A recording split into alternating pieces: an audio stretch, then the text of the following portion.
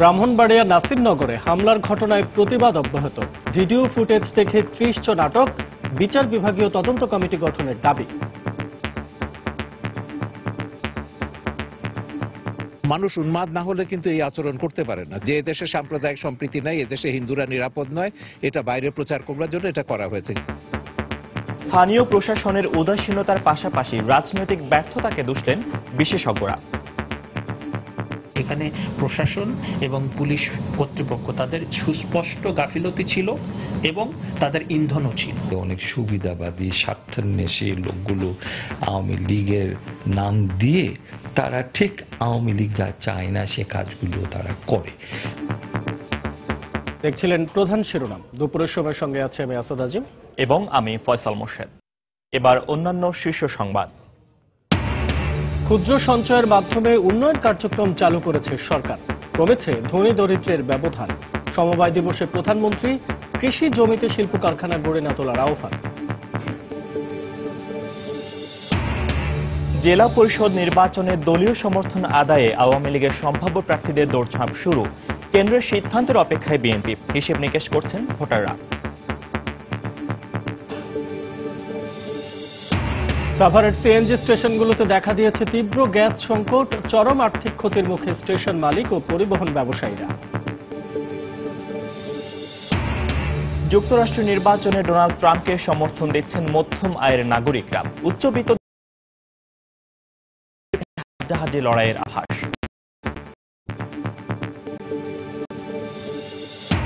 এবং বৃষ্টির শঙ্কা নিয়ে বিপিএলে আজ চিটাগাং ভাইকিংসের মুখোমুখি হবে বরিশাল বুলস। হাই ভোল্টেজ ম্যাচে সাকিবের ঢাকা ডায়নামাইটসের প্রতিপক্ষ মাশরাফির কুমিল্লা ভিক্টোরিয়ান্স।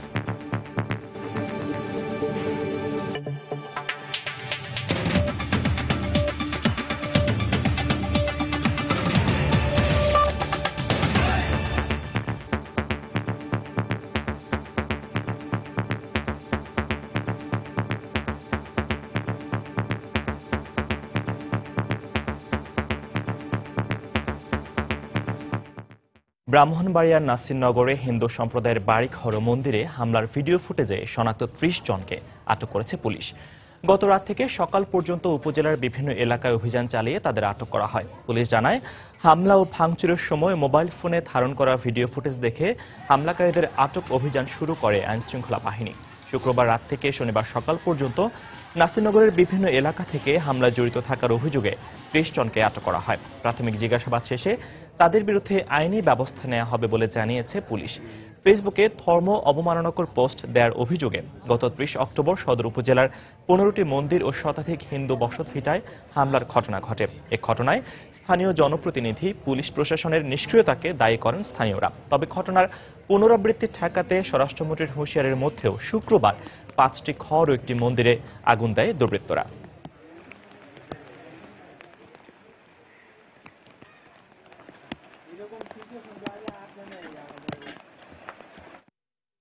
দর্শক, এই মুহূর্তে ব্রাহ্মণবাড়িয়ার হরিণবেড়ে আছেন সহকর্মী ওমর ফারুক। এই বিষয়ে আরো জানতে আমরা সরাসরি যোগ দিচ্ছি তার সাথে। ওমর। মোর্শেদ, আপনি জানেন যে গত এক সপ্তাহ ধরে ব্রাহ্মণবাড়িয়ার নাসিরনগর সারা দেশের আলোচনার কেন্দ্রবিন্দুতে, এবং যেই ঘটনাকে কেন্দ্র করে এই এত আলোচনা এবং বিভিন্ন ধরনের হামলা এবং আগুন ধোয়ার ঘটনা ঘটছে, সেটি আসলে ঘটেছে ব্রাহ্মণবাড়িয়ারই আরেকটি ইউনিয়ন, সেটি হরিপুর ইউনিয়নের হরিণবেড় যে গ্রাম, সেই গ্রামেকে কেন্দ্র করে। এখন এই মুহূর্তে আপনি নিশ্চয়ই দেখতে পাচ্ছেন একটি কড়াই গাছ। এই কড়াই গাছের এই এলাকাতেই মূলত যেই কথিত যুবক, যার কথা বলা হচ্ছে যে তার ফেসবুক থেকে কাবাব শরীফকে অবমাননা করে ফেসবুকে পোস্ট দেওয়া হয়েছিল, তাকে এখানে বেশ কিছু যুবক তার বাড়ি থেকে ধরে এনে এখানে পুলিশের হাতে তুলে দেয়, এবং এর আগে তারা এই রসরাজকে তার বাড়ির এলাকায় বেদম মারপিট করে, এবং মারপিট করার পরে তারা আসলে পুলিশের হাতে তুলে দেয়। এখন এখানে আজ সকাল থেকেই আমি বিভিন্ন পক্ষের সাথে কথা বলেছি। রসরাজদের যে বাড়ি, বর্ধমান বাড়ি, সেই বর্ধমান বাড়িতে গিয়েছি, এবং পাশাপাশি এখানে যে দুই তিনটি পক্ষ রয়েছে যারা এক পক্ষ আরেক পক্ষকে এই ঘটনার জন্য দায়ী করছেন, তাদের সাথেও কথা বলেছি। কেউ আসলে এখনো পর্যন্ত দাবি করেননি, অর্থাৎ বা সবাই আসলে স্বীকার করে নিয়েছেন যে রসরাজের যে শিক্ষাগত যোগ্যতা এবং সে যেই ধরনের যুবক, তার পক্ষে আসলে কাবা শরীফকে অবমাননা করে ফেসবুকে পোস্ট দেওয়া আসলে অসম্ভব, এবং দুপক্ষই আসলে স্বীকার করছেন যে রসরাজ এই ধরনের কোনো ঘটনা ঘটাননি। অর্থাৎ তারা যেটি বলতে চাচ্ছেন, এক পক্ষ আরেক পক্ষকে দায়ী করে যেটি বলতে চাচ্ছেন সেটি হচ্ছে যে দ্বিতীয় কোনো পক্ষ এই ঘটনাটি ঘটিয়েছে। এবং সেই দুটো পক্ষের কথা যদি আমি বলি, আপনি জানেন যে গতকাল সন্ধ্যায় জেলা আওয়ামী লীগের পক্ষ থেকে এই হরিপুর ইউনিয়নের সভাপতি ফারুক মিয়াকে বহিষ্কার করা হয়েছে, এবং তার বিপক্ষে এই স্থানীয় এখানেই আরো একটি পক্ষ রয়েছে, যিনি হচ্ছেন এই হরিপুর ইউনিয়নের চেয়ারম্যান। হরিপুর ইউনিয়নের চেয়ারম্যান বলছেন যে ব্যক্তিগত আক্রোশ থেকে এই হরিপুর ইউনিয়নের সাবেক সভাপতি ফারুক মিয়া রসরাজকে ফাঁসিয়ে দিয়েছেন। অন্যদিকে ফারুক মিয়া যেটি বলছেন যে তাকে ফাঁসানোর জন্য এই চেয়ারম্যান এবং তার লোকজন এই ঘটনাটি ঘটিয়েছে এবং তাকে ফাঁসিয়ে দেওয়ার চেষ্টা করছেন। তবে এই দুই পক্ষের পাল্টাপাল্টি যে অভিযোগ এবং পাল্টা অভিযোগ,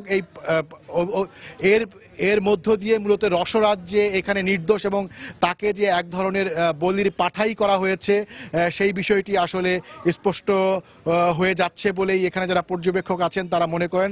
ফয়সাল, আপনি জানেন যে এখানে ঘাতক দালাল নির্মূল কমিটির একটি প্রতিনিধি দল তারা এখানে এসেছেন সরজমিনে দেখার জন্য। তারাও মূলত একই সুরে বলেছেন যে সবকিছু মিলিয়ে মনে হচ্ছে যে রসরাজের বিরুদ্ধে যে অভিযোগটি আনা হয়েছে সেটি সম্পূর্ণরূপেই ভিত্তিহীন, এবং একটি মহল আসলে তাকে ফাঁসিয়ে ফায়দা লোটার চেষ্টা করছে। মোর্শেদ, এই ছিল এখন পর্যন্ত আমার হাতে সবশেষ। দর্শক, ব্রাহ্মণবাড়িয়ার হরিণবেড়ি থেকে সেখানকার সবশেষ খবরাখবর জানাতে আমাদের সাথে সরাসরি যোগ দিয়েছিলেন সহকর্মী ওমর ফারুক। ব্রাহ্মণবাড়িয়ায় হামলার ঘটনার জন্য বিচার বিভাগীয় তদন্তের দাবি জানিয়েছেন ৭১-এ ঘাতক দালাল নির্মূল কমিটির ভারপ্রাপ্ত সভাপতি শাহরিয়ার কবির। দুপুরে জেলার হরিপুরে ক্ষতিগ্রস্ত এলাকা পরিদর্শন শেষে তিনি দাবি জানান। এ সময় এ ঘটনার সঙ্গে স্থানীয় রাজনৈতিক নেতাকর্মী ও স্থানীয় প্রশাসনও জড়িত রয়েছে বলেও মন্তব্য করেন তিনি।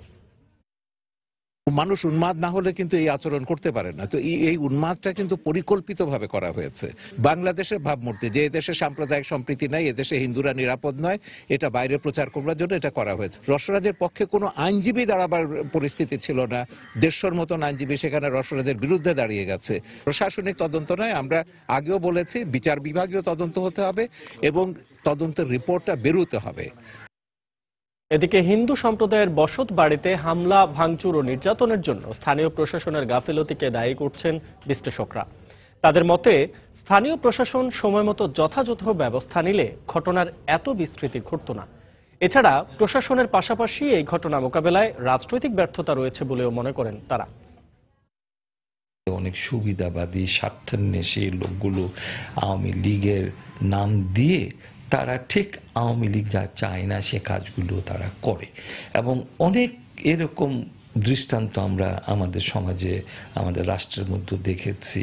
যেটা হয় যে রিজিয়নের বেসিসে এই লিবারেলিজম অথবা ফান্ডামেন্টালিজম তারও একটা স্কেল আছে, কোথাও একটু বেশি, কোথাও একটু কম, এবং তার পিছনে নানাবিধ সমাজতাত্ত্বিক কারণগুলো রয়ে গেছে। বিভিন্ন দল, সেটা আপনার ক্ষমতাসীন হোক কিংবা বিরোধী দল হোক, অনেক সময় তারা একাট্টা হয়ে যায় ওই সংখ্যালঘুদের ধর্ম, সম্পত্তি দখল করার জন্য। হ্যাঁ, এটার পেছনে কিন্তু কায়েমি স্বার্থ আছে, ভেস্টেড ইন্টারেস্টও আছে। এখানে প্রশাসন এবং পুলিশ কর্তৃপক্ষ তাদের সুস্পষ্ট গাফিলতি ছিল এবং তাদের ইন্ধনও ছিল। ব্রাহ্মণবাড়িয়া সহ সারা দেশে সংখ্যালঘুদের উপর হামলার প্রতিবাদে দেশের বিভিন্ন স্থানে মানববন্ধন করেছেন হিন্দু সম্প্রদায়ের লোকজন সহ বিভিন্ন সামাজিক সংগঠন। সকালে রাজশাহী বিশ্ববিদ্যালয়ের সিনেট ভবনের সামনে ঘণ্টাব্যাপী মানববন্ধন করেছে ছাত্র ইউনিয়ন। এতে সংহতি প্রকাশ করে অংশ নেয় উদীচী শিল্পগোষ্ঠী, বিশ্ববিদ্যালয়ের ছাত্র ফেডারেশন ও সমাজতান্ত্রিক ছাত্র ফ্রন্টের নেতাকর্মীরা। এ সময় বক্তারা সাম্প্রদায়িকতার নামে সংখ্যালঘুদের উপর নির্যাতন বন্ধের দাবি জানান।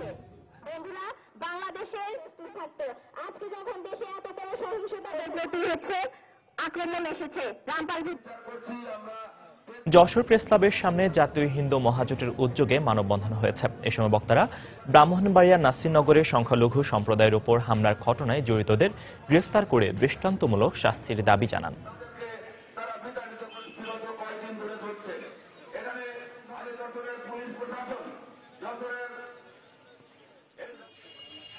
বান্দরবান প্রেস ক্লাবের সামনে ঘণ্টাব্যাপী মানববন্ধন হয়েছে। এতে ব্যানার ও প্ল্যাকার্ড হাতে নিয়ে হিন্দু সম্প্রদায়ের নারী পুরুষরা অংশ নেন। এ সময় বক্তারা সারা দেশে সংখ্যালঘুদের উপর হামলা ও নির্যাতন বন্ধের পাশাপাশি নাসিরনগরের ঘটনায় জড়িতদের গ্রেফতার দাবি জানান। ব্রাহ্মণবাড়িয়া নাসিরনগরে হামলায় সরকারের সম্পৃক্ততা রয়েছে বলে দাবি করেছে বিএনপি। স্থানীয় আওয়ামী লীগ নেতাদের বহিষ্কারের মধ্য দিয়ে এ ঘটনায় ক্ষমতাসীনদের সম্পৃক্ততার বিষয়টি পরিষ্কার হয়ে গেছে বলেও দাবি দলটির। বিএনপির একটি প্রতিনিধি দল নিয়ে নাসিরনগরের আক্রান্ত এলাকা ঘুরে এসে সকালে রাজধানীর গুলশানে বিএনপি চেয়ারপারসনের কার্যালয়ে সংবাদ সম্মেলনে দলের ভাইস চেয়ারম্যান অবসরপ্রাপ্ত মেজর হাফিজউদ্দিন আহমেদ এ দাবি করেন। এ ঘটনায় বিচার বিভাগীয় তদন্তের পাশাপাশি সরকারের পদত্যাগও দাবি করেন হাফিজউদ্দিন। বর্তমান সরকার নির্বাচিত না হলেও তাদেরকে একটু ধন্যবাদ দিতে চাই যে নাসিরনগরের ঘটনাটি কারা ঘটিয়েছেন তাদের দলীয় নেতৃবৃন্দকে শাস্তি দিয়ে জনসমক্ষে তাদের স্বরূপ উন্মোচন করেছেন। আমরা এই ঘটনার প্রকৃত তথ্য উদ্ঘাটন করার জন্য বিচার বিভাগীয় তদন্ত কমিশন গঠন করার দাবি জানাচ্ছি। তার সাথে সাথে বর্তমান অনির্বাচিত আওয়ামী লীগ সরকারের পদত্যাগ দাবি করছি। দেশের সংখ্যাগরিষ্ঠ মুসলিম জনগণকে আমরা বিনীত অনুরোধ জানাই এই ধরনের ঘটনায় তারা যেন হিন্দু ভাই বোনদেরকে রক্ষা করার জন্য এগিয়ে আসেন। ক্ষুদ্র ঋণের বোঝায় যাতে কাউকে নিঃস্ব হতে না হয় সেজন্য সরকার ক্ষুদ্র সঞ্চয়ের মাধ্যমে উন্নয়ন কার্যক্রম চালু করেছে বলে জানিয়েছেন প্রধানমন্ত্রী শেখ হাসিনা। সকালে রাজধানীর ওসমানী স্মৃতি মিলনায়তনে সমবায় দিবসের উদ্বোধনী অনুষ্ঠানে একথা বলেন তিনি। সরকারের সুষ্ঠু নীতির কারণে দেশে ধনী দরিদ্রের ব্যবধান কমে এসেছে বলেও এ সময় জানান প্রধানমন্ত্রী। সমবায়ের মাধ্যমে দেশের আর্থসামাজিক উন্নয়নের গতি ত্বরান্বিত করতে দেশবাসীর প্রতি আহ্বান জানান তিনি। এছাড়া কৃষি জমি রক্ষায় যেখানে সেখানে শিল্প কারখানা গড়ে না তোলার জন্য উদ্যোক্তাদের প্রতি আহ্বান জানান শেখ হাসিনা। এর আগে অর্থনীতিতে গুরুত্বপূর্ণ অবদান রাখায় 5 ব্যক্তি ও 5 প্রতিষ্ঠানকে জাতীয় সমবায় পুরস্কার 2014 প্রদান করা হয়। ঘোষণার পর আনুষ্ঠানিকভাবে তাদের হাতে স্বর্ণপদক ও সনদপত্র তুলে দেন প্রধানমন্ত্রী। নারী সমবায় সমিতি লিমিটেডের পক্ষে মাননীয় প্রধানমন্ত্রীর কাছ থেকে পুরস্কার গ্রহণ করবেন। আমন্ত্রণ জানাচ্ছি জনাব মোহাম্মদ মাইক্রো ক্রেডিট নিয়ে ঋণের বোঝা নিয়ে মানুষকে হয় আত্মহত্যা করতে হচ্ছে অথবা পালিয়ে বেড়াতে হচ্ছে অথবা ঘর বাড়ি জমি জমা সব বিক্রি করে নিঃস্ব হতে হচ্ছে। এভাবে যাতে নিঃস্ব না হয় সেজন্য মাইক্রো ক্রেডিটের পরিবর্তে মাইক্রো সেভিংসে আমরা যাচ্ছি। অর্থাৎ প্রত্যেকটা এই একটি বাড়ি একটি খামার প্রকল্পে আমরা যে ঋণ দেব, যে কাজ সে করবে তা সেখান থেকে 200 টাকা সে যদি জমাতে পারে সরকারের পক্ষ থেকে আরো 200 টাকা তাকে দেওয়া হচ্ছে, এটা 2 বছর পর্যন্ত। পরবর্তীতে এই টাকা দিয়েই সে নিজের ব্যবসাটা চালিয়ে যাবে, তাকে আর কখনো পর মুখামুখি হতে হবে না এবং কারো কাছে হাত পাততে হবে না। বাংলাদেশ আওয়ামী লীগ যে কার্যক্রম হাতে নিয়েছে এবং যে কার্যক্রম আমরা বাস্তবায়ন করে যাচ্ছি তার ফলে আজকে কিন্তু ধনী দরিদ্রের বৈষম্য হ্রাস পেয়েছে, আয় বৈষম্য হ্রাস পেয়েছে। 2041 সালের মধ্যে দক্ষিণ এশিয়ায় বাংলাদেশ হবে একটি শান্তিপূর্ণ দেশ, উন্নত দেশ, সমৃদ্ধশালী দেশ, যেটা জাতির পিতার স্বপ্ন ছিল। আর এই স্বপ্ন পূরণে সমবায় আন্দোলনটা অনেক বেশি অবদান রাখতে পারে। অর্থনৈতিক স্থিতিশীলতা এবং গ্রামীণ উন্নয়নে সমবায়ের কোনো বিকল্প নেই, কিন্তু অসাধু কিছু চক্র একে ব্যক্তিগত স্বার্থ হাসিলের হাতিয়ার হিসাবে ব্যবহার করছে। আর এতে সুফল থেকে বঞ্চিত হচ্ছেন সাধারণ সমবায়ীরা। বিশেষজ্ঞরা বলছেন আইনের সঠিক প্রয়োগ না থাকা এবং মাঠ পর্যায়ে তদারকির অভাবেই সমবায়ে দুর্বৃত্তায়ন ঘটছে। অন্যদিকে সরকার বলছে যে কোনো অভিযোগের বিরুদ্ধেই ব্যবস্থা নেওয়া হবে। খলিলুর রহমানের তোলা ছবিতে তোহা খান তামিমের রিপোর্ট। নার্সারি ব্যবসা দিয়ে পথ চলা শুরু হয়েছিল কিংসুক সমবায় সমিতির। 1987 সালে 7 জন সদস্য মাত্র 30 টাকা নিয়ে যে ব্যবসা শুরু করেছিল, সময়ের পরিক্রমায় আজ তা বেড়ে প্রায় 1000 কোটি টাকা। সদস্য সংখ্যা বেড়ে হয়েছে 30,000-এর কোঠায়। প্রতিনিয়ত বাড়ছে এর পরিধি, বাড়ছে বিনিয়োগের পরিমাণ। 87 থেকে আজ পর্যন্ত প্রত্যেকেই কিভাবে সমবায়কে বিকশিত করা যায়, কিভাবে দেশের কাজে সম্পৃক্ত হওয়া যায়, এই ভাবনাটাই কিন্তু সকলের মাঝে ছিল। এই সাফল্যের বিপরীত চিত্র আছে রাজধানী মিরপুরের এমদাদুল হক। অবসরপ্রাপ্ত এই সেনা সদস্য 2011 সালে সঞ্চয়ের সবটুকুই তুলে দিয়েছিলেন আইডিয়াল নামের এক সমবায় সমিতিকে। টাকা ফেরত চেয়ে ব্যর্থ হয়ে অধিদপ্তরে অভিযোগ করেও কোনো ফল মেলেনি। প্রতিদিন পাওয়া যাচ্ছে, আমি আমার ছেলে মেয়ে সবাই যায়, আমার ওয়াইফ মারা যাচ্ছে, আমাদের কিছু টাকা দেয়। তারা ভয়ভীতি দেখায়। সমবায় অধিদপ্তর গেলাম, কয় যে আপনারা মামলা করেন, আমাদের কোনো কথা শোনে না, আপনি যেমনি পারেন আপনারটা আপনি রিকভারি করেন। ওরা লোভ দেখাই, তো লোভ দেখানোর পর বলছে বেশি দেবে, এই বলে টাকা দিয়েছে, পরে আর টাকা দেয় না, কোনো রিটার্ন দেয় না, কিছু না, তো অফিস নাই। আমরা অধিদপ্তরে গিয়েছিলাম, কয়েকবার গিয়েছিলাম, এখনো তাদের কোনো ছন্ন ছায়ার মতো। তবে ভুক্তভোগীরা নানা অভিযোগ করলেও সমবায় বিভাগের সচিব বলছেন সমবায়ের নামে কোনো প্রকার অনিয়ম সহ্য করা হবে না। অসমবায়ীদেরকে ক্ষমতায়ন করে লুটেরা তৈরি করেছি, সেই লুটেরাদের হাত থেকে আমার এই সমবায়ীদেরকে বাঁচানোর জন্য এখন আমার যুদ্ধ। সমবায়ের নাম নিয়ে কোনো প্রকার অন্যায় এবং অবৈধ কাজ, কোনো প্রকার দুর্নীতি, কোনোটাই আমরা প্রশ্রয় দিব না। সমবায় হতে পারে অর্থনৈতিক মুক্তির হাতিয়ার, তাই সরকারকে এ ব্যাপারে আরো বেশি তৎপর হওয়ার আহ্বান জানিয়েছেন এই অর্থনীতিবিদ। যে আইন আছে সেই আইনের প্রয়োগটা দরকার, আরো বেশি তদারকি আরো বেশি দরকার। যখন তখন যাকে তাকে রেজিস্ট্রেশন না দিয়ে সেটা আরো একটু কঠোরভাবে বিবেচনা করে আমার মনে হয় সমবায় যাতে গঠন হয়। যুবকদের মাঝে সমবায়কে জনপ্রিয় করতে হবে, প্রয়োজনে সমবায় আইন যুগোপযোগী করার উপর জোর দিলেন বিশেষজ্ঞরা। তোহাকান তামিম, সময় সংবাদ, ঢাকা। সারা দেশে জমে উঠেছে জেলা পরিষদ নির্বাচন।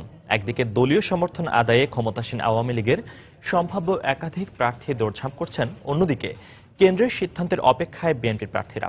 বসে নেই অন্য রাজনৈতিক দল কিংবা স্বতন্ত্র প্রার্থীরাও, আর ভোটারও ব্যস্ত নিজেদের হিসেব কষে নিতে। রাশেদ লিমনের রিপোর্ট।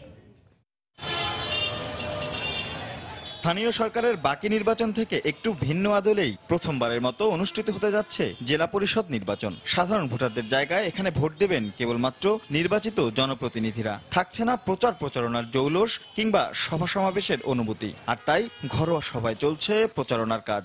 মানিকগঞ্জ জেলা পরিষদ নির্বাচন লড়তে প্রস্তুতি নিচ্ছেন আওয়ামী লীগের একাধিক প্রার্থী। বর্তমান প্রশাসকের পাশাপাশি দলীয় সমর্থন পাওয়ার প্রত্যাশা করছেন সাবেক পৌর মেয়র।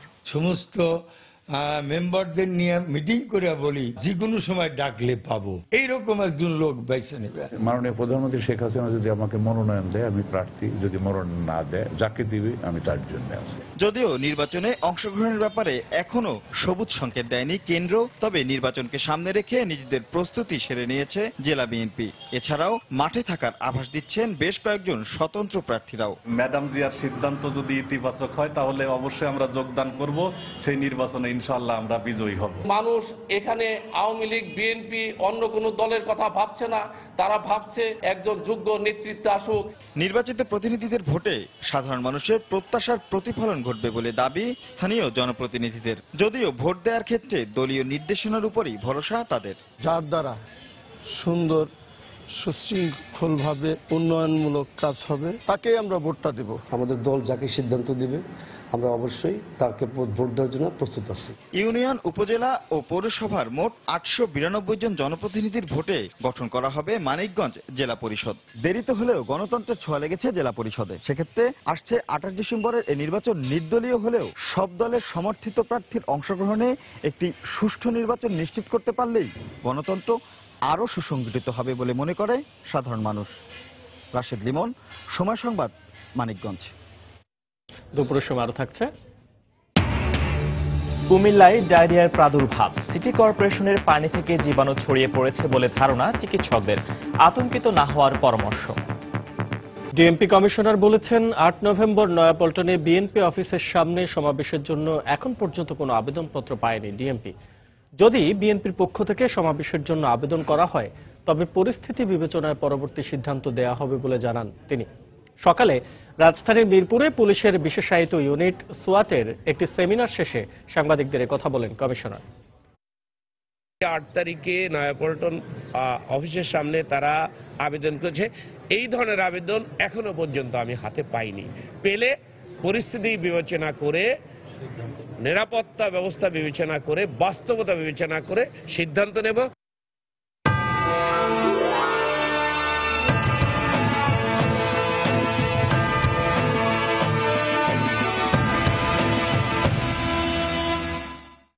যুক্তরাষ্ট্রের মধ্যম আয়ের নাগরিকরা এবারে নির্বাচনে রিপাবলিকান প্রার্থী ডোনাল্ড ট্রাম্পকে সমর্থন দিচ্ছেন।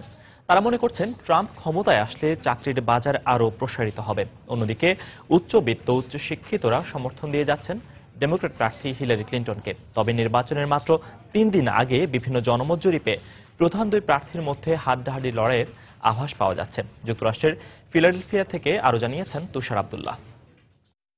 ফিলাডেলফিয়া এটি কিন্তু মার্কিন যুক্তরাষ্ট্রের প্রথম রাজধানী। 8 বছর এই শহরটি রাজধানী ছিল।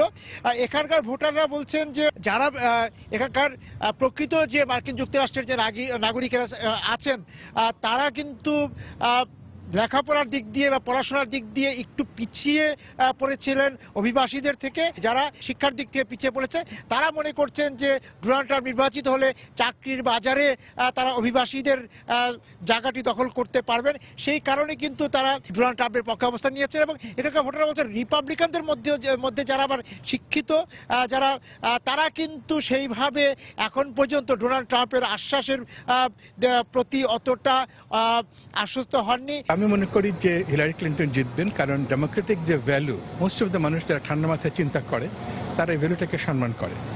এবং আমি আশা করি যে মিডল যারা লোয়ার লেভেলের হোয়াইট যারা ডিসকন্টেন্ট তারা হয়তো জিতবে না। আমি বলতে পারছি যে এখানে খুব এনার্জি আছে, সবাই খুব excited to cast their vote on Tuesday. So সবাই অনেক কাজ করছে সব দিক থেকে। অন্যদিকে ভোটাররা বলছে হিলারি ক্লিন্টন অনেকটি উদার, তিনি বৈশ্বিক, তিনি সকল অভিবাসীদেরকে নিয়ে আমেরিকাকে গড়তে চান এবং আমেরিকার উন্নতি চান, আমেরিকাকে এগিয়ে নিতে চান। সেই ক্ষেত্রে এখানকার এই মার্কিন যুক্তরাষ্ট্রের যে শিক্ষিত শ্রেণী, মধ্যবিত্ত শ্রেণী, উচ্চবিত্ত শ্রেণী তারা কিন্তু হিলারি ক্লিন্টনের সঙ্গে আছেন, হিলারি ক্লিন্টনের সঙ্গে থাকতে চাচ্ছেন। এবং সর্বশেষ যে হিলারি ক্লিন্টনের যে এগিয়ে থাকা 3 পয়েন্ট থেকে আর এগিয়েও না যেতে পারেন হিলারি ক্লিন্টন, এবং ডোনাল্ড ট্রাম্প যদি ইলেকট্রাল ভোটে বর্তমানে যে অবস্থায় আছেন সেখানেও থাকেন, তবুও কিন্তু হিলারি ক্লিন্টনকে কোনোভাবেই ডোনাল্ড ট্রাম্প অতিক্রম করতে পারবেন না। ফিলাডেলফিয়া থেকে তুষার আব্দুল্লাহ। দেখছেন দুপুরের সময়। শুনেছেন ত্বক কিছু বলছে। কুমিল্লা সদরের বেশ কয়েকটি এলাকায় দেখা দিয়েছে ডায়রিয়া। সিটি কর্পোরেশনের সরবরাহ করা পানি থেকে ওই এলাকায় ডায়রিয়ার জীবাণু ছড়িয়ে পড়েছে বলে প্রাথমিকভাবে ধারণা করছেন চিকিৎসকরা। এই অবস্থায় আতঙ্কিত হয়ে পড়েছেন এলাকাবাসী। তবে ডায়রিয়ার প্রাদুর্ভাব ঠেকাতে আতঙ্কিত না হওয়ার পাশাপাশি নানা পরামর্শ দিয়েছে জেলা স্বাস্থ্য বিভাগ। কুমিল্লা থেকে বাহার রায়হানের পাঠানো তথ্য ও ছবি নিয়ে ডেস্ক রিপোর্ট। মঙ্গলবার রাত থেকে কুমিল্লা সিটির বিশুপুর, কালিয়াজুড়ি ও ভাটপাড়া এলাকার অনেক মানুষ ডায়রিয়া আক্রান্ত হয়ে পড়েন। এরপর থেকে কুমিল্লা মেডিকেল ও সদর হাসপাতালে রোগী ভর্তির সংখ্যা বাড়ছে আশঙ্কাজনক হারে। মূলত সিটি কর্পোরেশনের পানির ট্যাঙ্ক থেকে ডায়রিয়ার জীবাণু ছড়িয়ে পড়তে পারে বলে প্রাথমিকভাবে ধারণা করছে চিকিৎসক। এই অবস্থায় আতঙ্কিত না হয়ে নির্দেশনা মেনে চলার পরামর্শ দিয়েছে জেলা স্বাস্থ্য বিভাগ। রাত্রে ঘুমাইছি, ঘুমানোর পরে যেদিন আমার পাতলা পায়খানা বমি একেদাসে হইতেছে। বমি হওয়ার পরে আমার হাত পা বুক টুক সব একটু মুরসাই দিতেছে। বমি করতে করতে মনে হয় দম জায়গায় দেখা মহিলারা আনছে, তারপর সারাদিন পেট করছে। পানির ট্যাঙ্কিটা থেকে পানি খাচ্ছে ওরা, কিন্তু পানিগুলো ওরা ফুটে খাচ্ছে না এবং ওরা টোটালি হ্যান্ড ওয়াশ করে না। ওই এলাকার মানুষকে এই ডায়রিয়ায় আতঙ্কিত না হওয়ার জন্য আমরা ইতিমধ্যে পরামর্শ প্রদান করেছি। আমাদের টিম সার্বক্ষণিক কাজ করছে, 2-1 দিনের মধ্যে আমরা সামাল দিতে পারবো। এদিকে ডায়রিয়া কবলিত এলাকায় বিশুদ্ধ পানি ও শুকনো খাবার সরবরাহ করা হচ্ছে সিটি কর্পোরেশনের পক্ষ থেকে। পানির কি কোনো সমস্যা আছে কিনা আমি মেয়র মহোদয়কে অবগত করি। মেয়র মহোদয় তাৎক্ষণিকভাবে পানির ট্যাঙ্কি পরিষ্কার করার জন্য বলা হয়েছে, এমনকি পরীক্ষা করার জন্য বলা হয়েছে। আমরা এখানে হিউজ পরিমাণে স্যালাইন রেখেছি, ইতিমধ্যে প্রায় 3-3.5 স্যালাইন, তারপরে খাবার, লবণ, চিরা, গুড় সবকিছু তাদের জন্য ব্যবস্থা করা হয়েছে। গত 4 দিনে ডায়রিয়া আক্রান্ত হয়ে কুমিল্লা সদর সহ আশপাশের বেশ কয়েকটি হাসপাতালে 3 শতাধিক রোগী ভর্তি হয়েছে। সময় সংবাদ, কুমিল্লা। বিপিএল এর খবর। প্রথম দিনের মতো আজও বৃষ্টির কারণে ম্যাচ শুরু হতে দেরি হচ্ছে। দুপুর 2টায় চিটাগাং ভাইকিংস ও বরিশাল বুলসের মুখোমুখি হবার কথা থাকলেও বৃষ্টির কারণে এখনও টস অনুষ্ঠিত হয়নি। দিনের দ্বিতীয় ম্যাচে সন্ধ্যা 7টায় মুখোমুখি হবে মাশরাফির কুমিল্লা ভিক্টোরিয়ান্স ও সাকিবের ঢাকা ডায়নামার্স। তারকা ক্রিকেটারের সমারোহ না থাকলেও জয়ের জন্য মাঠে নামবে তৃতীয় আসরের runners up Barishal Bulls. Shahriar Nafiz, Shamsur Rahman, Dilshan Munaweera, ব্রাফোর্ডদের নিয়েই সন্তুষ্ট অধিনায়ক মুশফিক। এদিকে এবার নতুনভাবে নতুন শক্তি নিয়ে মাঠে নামছে চিটাগাং। ব্যাটিং পরিকল্পনায় তামিমের সাথে আছেন Grant Elliott, Dwayne Smith, Shoaib Malik ও এনামুল হক বিজয়। তাই দলগত পারফরম্যান্স দিয়ে এবার ভালো ফল আনতে চান অধিনায়ক তামিম। অন্যদিকে বৃষ্টির কারণে প্রথম ম্যাচে মাঠে না নামলেও আজ তারকাবহুল দল ঢাকা ডায়নামার্সের মুখোমুখি হবে মাশরাফির কুমিল্লা ভিক্টোরিয়ান্স।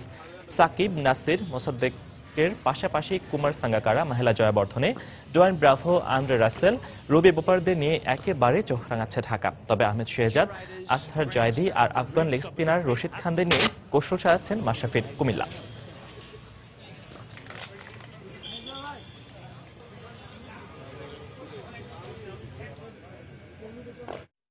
দর্শক, মিরপুরে এই মুহূর্তে আছেন রিপোর্টার মাকসুম আলম খান। আবহাওয়া, মাঠের কন্ডিশন কেমন তা জানতে আমরা এখন সরাসরি চলে যাচ্ছি তার কাছে। মাকসুম।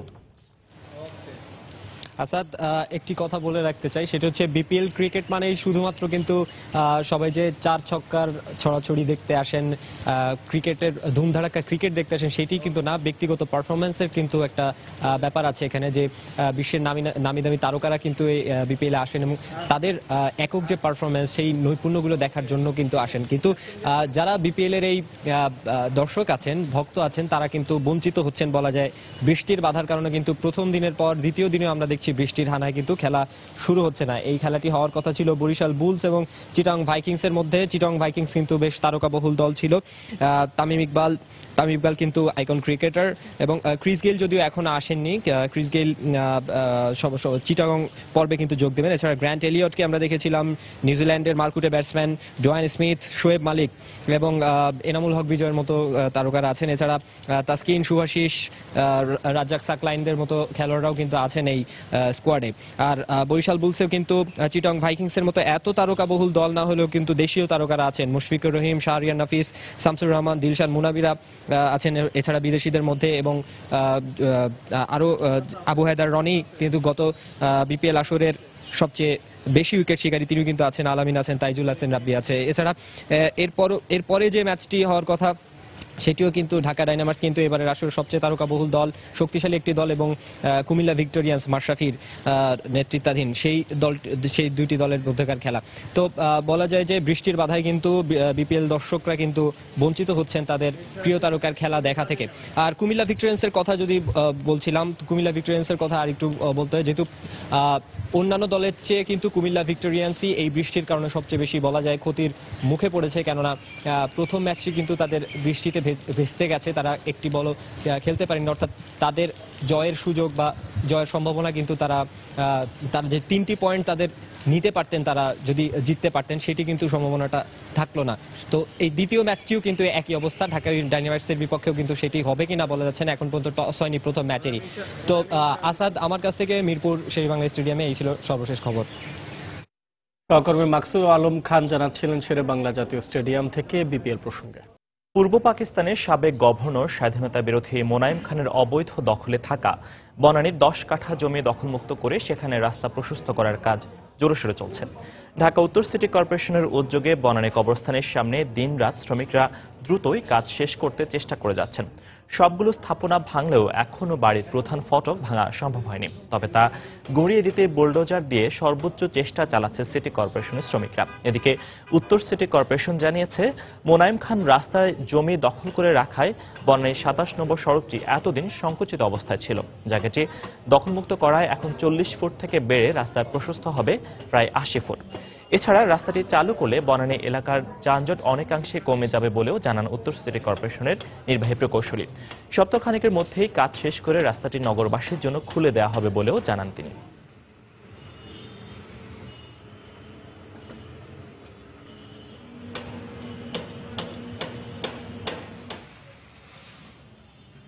জনসাধারণের গাড়ি চলাচল করতো, কবরস্থানের গাড়ির পার্কিং থাকতো, যার দরুন খুব এই জায়গাটা, এই রাস্তাটা এইভাবেই নেরো আর যানজট হয়ে থাকতো।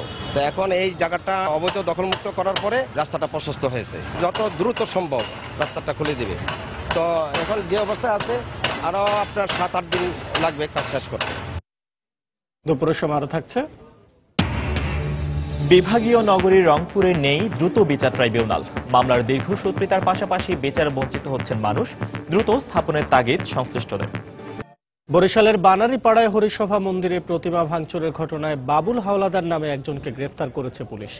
গত রাত 10টার দিকে একই উপজেলার নরোত্তম গ্রাম থেকে তাকে গ্রেফতার করা হয়। পুলিশ জানায়, সিসিটিভির ফুটেজ দেখে তাকে শনাক্ত ও গ্রেফতার করা হয়। দুপুর থেকে তাকে আদালতে তোলার কথা রয়েছে। গত বৃহস্পতিবার ভোরে বানারীপাড়া উপজেলার কেন্দ্রীয় হরিসভা মন্দিরের প্রতিমাগুলো ভেঙে ফেলা হয়। পরে সিসিটিভির ফুটেজ দেখে একজনকে শনাক্ত করে পুলিশ। এই ঘটনায় মন্দির কমিটির সভাপতি বিবেকানন্দ কুণ্ডু বাদী হয়ে অজ্ঞাত একজনকে আসামি করে বানারীপাড়া থানায় মামলা করেন। এদিকে ভোরে নেত্রকোনা পৌর এলাকার সাতপাই নদীর পাড়ে একটি মন্দিরে আগুন দেওয়ার সময় একজনকে হাতে নাতে আটক করেছেন স্থানীয়রা। সাভারের 3টি মহাসড়কের পাশে গড়ে ওঠা সিএনজি স্টেশনগুলোতে তীব্র গ্যাস সংকট দেখা দিয়েছে। এতে সিএনজি স্টেশন মালিকদের পাশাপাশি পরিবহন ব্যবসায়ীরা চরম আর্থিক ক্ষতির মুখে পড়েছেন। তিতাস গ্যাস কর্তৃপক্ষ বলছে, টাঙ্গাইলে নদীর নিচে গ্যাসের মূল পাইপলাইন ফেটে যাওয়ায় এই সমস্যার সৃষ্টি হয়েছে। সাভার প্রতিনিধি মোজাফফর হোসেন জয়ের তথ্য ও ছবি নিয়ে ডেস্ক রিপোর্ট। সাভারের নবীনগর চন্দ্রা, ঢাকা আরিচা ও টঙ্গী আশুলিয়া ইপিজেড মহাসড়কের অধিকাংশ সিএনজি স্টেশনে 24 ঘন্টার মধ্যে 20 ঘন্টাই গ্যাস থাকছে না। এতে গ্যাসের বেচাকেনা কমে গেছে কয়েক গুণ। এই অবস্থায় কর্মকর্তা কর্মচারীর বেতন ও বিদ্যুৎ বিল পরিশোধ করতে হিমশিম খাচ্ছেন সিএনজি স্টেশনের মালিকরা। বাধ্য হয়ে কেউ কেউ তাদের স্টেশন বন্ধ রেখেছেন। এই মাসখানিক যাবত একদমই টোটালি গ্যাস থাকে না দিনের বেলা। জনগণেরও গ্যাস দিতে পারে না, জনগণ আইয়া উল্লাপাল্লা ব্যবহার করে। রাত্রে 12টা বাজে গ্যাস আছে, কম আছে, আসার পরে আবার 6টা বাজে গ্যাস থাকে না। এদিকে সংকটের কারণে ঘন্টার পর ঘন্টা স্টেশনগুলোতে অপেক্ষা করে গ্যাস সংগ্রহ করছেন পরিবহন চালকরা। দীর্ঘ সময় অপেক্ষার পর যেটুকু গ্যাস পাচ্ছেন তা দিয়ে বেশিক্ষণ গাড়ি সচল রাখতে না পারায় আর্থিক ক্ষতির মুখে পড়েছেন তারা। ঘন্টা পর ঘন্টা সিরিয়ালে বয়ে থাকতে হয়, কিন্তু পিছা থাকে না। যদিও ভাই গ্যাস পাই তো মনে করেন যে 200 টাকা 300 টাকা ঢুকে। গ্যাস নিতে নিতে মনে করেন 2-3 ট্রিপ আমাদের মার যায়।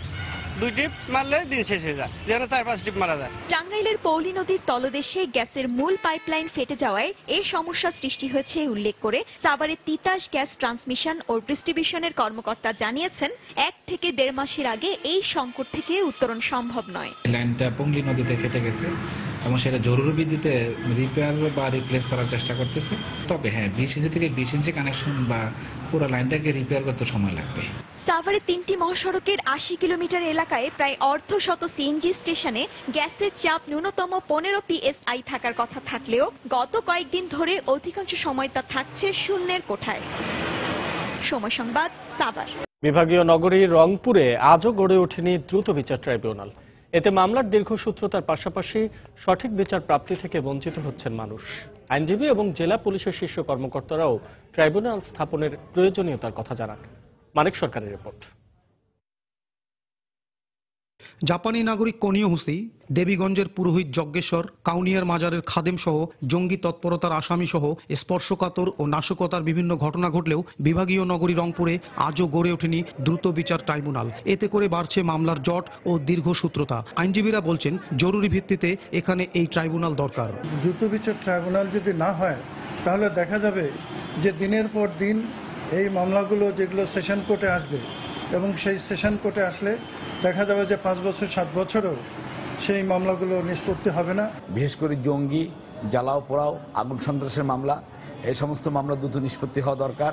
দ্রুত বিচার আদালত হলে এই মামলাগুলো দ্রুত নিষ্পত্তি হওয়া সম্ভব। জেলা পুলিশের শীর্ষ কর্মকর্তা বলছেন, ট্রাইব্যুনাল না থাকায় সরকারের অর্থ ও সময় অপচয়ের পাশাপাশি ঝুঁকির মুখে পড়তে হচ্ছে আইন শৃঙ্খলা বাহিনীকে। এখন বর্তমানে আদালতটি রাজশাহীতে অনেক দূর। প্রথমত সমস্যা যেটা হচ্ছে যে মামলার দীর্ঘসূত্রিতা এটা বেড়ে যাচ্ছে, জনবলের অপচয় হচ্ছে, অর্থের অপচয় হচ্ছে। রংপুর যেহেতু এক বিভাগ ঘোষণা হয়েছে, প্রতি বিভাগই আছে, আমরা রংপুর বিভাগে আদালতটি হলে এই সমস্যাগুলো থেকে আমরা বাঁচতে পারব। আর জেলা জজ আদালতের সরকারি আইন কৌশলী জানালেন, শীঘ্রই ট্রাইব্যুনাল স্থাপন করা হবে। আইনমন্ত্রী মহোদয়ের সঙ্গে সচিব মহোদয়ের সঙ্গে আমাদের যোগাযোগ রাখতেছি, তারাও আপ্রাণ চেষ্টা আছেন। আমরা আশা করি দ্রুত রংপুরে একটা দ্রুত বিচার ট্রাইব্যুনাল স্থাপন করা হবে। রংপুর বিভাগের 8 জেলায় আনুমানিক 2000 মামলা দ্রুত বিচার ট্রাইব্যুনালের আওতায় আসতে পারে। মানিক সরকার, সময় সংবাদ, রংপুর। দেশের বাইরের খবর।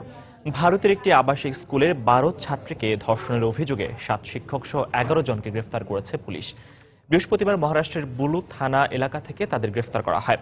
অভিযুক্তদের মধ্যে স্কুলটির প্রধান শিক্ষকও রয়েছেন। নিনাদি আশ্রম নামের স্কুল বোর্ডিংটিতে থাকা ক্ষুদ্র নৃগোষ্ঠীর 12 থেকে 14 বছর বয়সী এই শিশুদের বিভিন্ন সময় যৌন নির্যাতন করা হতো। দীপাবলির ছুটিতে বাড়িতে গিয়ে শিক্ষার্থীরা তাদের উপর নির্যাতনের ব্যাপারটি যার যার পরিবারকে জানায়।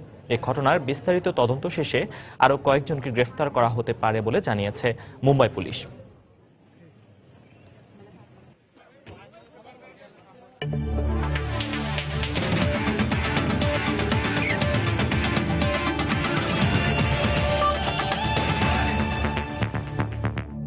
দীর্ঘদিন পর দেশের বাইরে দ্বিপাক্ষিক সফর বাংলাদেশের জন্য চ্যালেঞ্জিং হবে বলে মনে করেন সাকিব আল হাসান। তবে অস্ট্রেলিয়ায় 2 সপ্তাহের ক্যাম্প নিউজিল্যান্ডের কন্ডিশনের সাথে মানিয়ে সাহায্য করবে বলেও আশা বিশ্বসেরা এই অলরাউন্ডারের। একটি প্রতিষ্ঠানের শুভেচ্ছা দূত হিসাবে পরিচিত অনুষ্ঠানে এসে এই আশাবাদের কথা বলেন সাকিব। চ্যালেঞ্জিং অবশ্যই হবে, বাট আমি বললাম যেটা যে আমাদের প্রিপারেশনটা ইম্পর্টেন্ট। সো হোপফুলি আমাদের যে সময়টা থাকবে নিউজিল্যান্ড সিরিজের আগে ভালো একটা প্রিপারেশন নিতে পারলে আমরা ভালো কিছু করতে পারবো। আমরা যখন লাস্ট ওয়ার্ল্ড কাপ খেলে ওখানে আমাদের স্মৃতিটা ভালো ছিল। আমরা আগে যেমন গেলে খুব ভীত থাকতাম যে কেমন করতে পারি, এবার অন্তত ওরকম থাকবো না। ফাস্ট বোলিং কোয়ালিটিটা অনেক ভালো। সো আমাদের সাথে যদি কেউ ফেস করতে গেলে আমাদের স্পিন বলেন আর ফাস্ট বোলিং বলেন দুইটা ডিপার্টমেন্টই যেহেতু খুব ভালো আছে, সো অন্য দলের ব্যাটসম্যানরাও চিন্তা করবে আমাদের সাথে অন্যরকম কোনো উইকেট বানানোর। দুপুরের সময় এ পর্যায়ে শীর্ষ সংবাদ জানিয়ে দিচ্ছি আরেকবার। ব্রাহ্মণবাড়িয়া নাসিরনগরে হামলার ঘটনায় প্রতিবাদ অব্যাহত। ভিডিও ফুটেজ দেখে 30 জন আটক, বিচার বিভাগীয় তদন্ত দাবি। রাজনৈতিক ব্যর্থতাকে দুষলেন বিশেষজ্ঞরা। ক্ষুদ্র সঞ্চয়ের মাধ্যমে উন্নয়ন কার্যক্রম চালু করেছে সরকার। কমেছে ধনী দরিদ্রের ব্যবধান। সমবায় দিবসে প্রধানমন্ত্রী। কৃষি জমিতে শিল্প কারখানা গড়ে না তোলার আহ্বান। জেলা পরিষদ নির্বাচনে দলীয় সমর্থন আদায়ে আওয়ামী লীগের সম্ভাব্য প্রার্থীদের দৌড়ঝাঁপ শুরু। কেন্দ্রের সিদ্ধান্তের অপেক্ষায় বিএনপি, হিসেব নিকেশ করছেন ভোটাররা।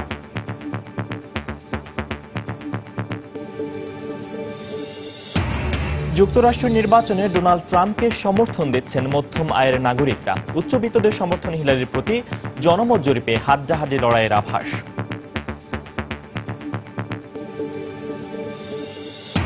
এবং বৃষ্টির কারণে বিপিএল এর দ্বিতীয় দিনের খেলা নিয়েও অনিশ্চয়তা। চিটাগাং ভাইকিংস খেলবে বরিশাল বুলসের সঙ্গে। সাকিবের ঢাকা ডায়নামাইটসের প্রতিপক্ষ মাশরাফির কুমিল্লা ভিক্টোরিয়ান্স।